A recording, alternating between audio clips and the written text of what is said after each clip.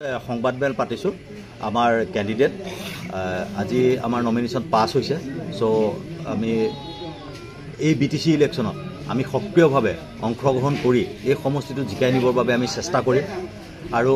আমি ইয়াত ইলেকশন খেলিব কিয় আহিছোঁ ইয়াত বিগত দিনত কোনো ধৰণৰে উন্নতি হোৱা আমি দেখা নাই এখন সমাজ বা এখন দেশ উন্নতি হ'বলৈ হলে প্ৰথমতে আমাক লাগে শিক্ষা ব্যৱস্থা আমি জনামতে ইয়াত প্ৰায় 750তকৈও বেছি স্কুল এতিয়াও প্ৰাদেশিকৰণ হ'বলৈ বাকি আছে এটা যদি এখন সমাজ শিক্ষাৰে শিক্ষিত নহয় তেতিয়াহলে সেই সমাজখন আগবাঢ়ি যোৱাত বহুত অসুবিধা হয় তাৰ লগতে ইয়াত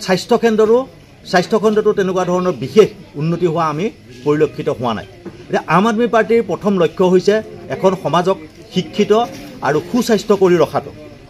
মানুহৰ মৃত্যু হয় কিন্তু চিকিৎসাৰ অভাৱত মৃত্যু হোৱাটো আম আদমি পাৰ্টিয়ে কেতিয়াও কাম্য নকৰে গতিকে আমি আম আদমি পাৰ্টিৰ যি অল্টাৰনেট পলিটিক্স সেই পলিটিক্স বিটিএডিত আমি যাতে প্ৰতিষ্ঠা কৰিব পাৰো তাৰ বাবে আমি ইয়াত নমিনেশন দাখিল কৰিছো আৰু আমাৰ আজি নমিনেশন পাস হৈছে গতিকে আমাৰ ক্যান্ডিডেটক আমি জিকাই আনিবৰ কাৰণে যিমানখিনি আমি কৰিব লাগে আমি কৰিবৰ বাবে আমাৰ দলীয়ভাৱে আমি সক্ৰিয় হৈ আগবাঢ়ি আহিছো আৰু অনাগত দিনত আমি অনুভৱ কৰো যে বিটিএডিৰ ৰাইজে আমাৰ ক্যান্ডিডেটক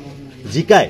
এইবাৰ বিটিএডিৰ ৰাইজক আম আদমি পাৰ্টিৰ কৰ্মৰ ৰাজনীতি কেনে ধৰণে কৰা যায় তাৰ এটা আভাস আমি ইয়াত দিম বুলি আমি আশা কৰো আৰু ইয়াকে লৈ পেলাই আমি আজি সংবাদমেল আমি আয়োজন কৰিছো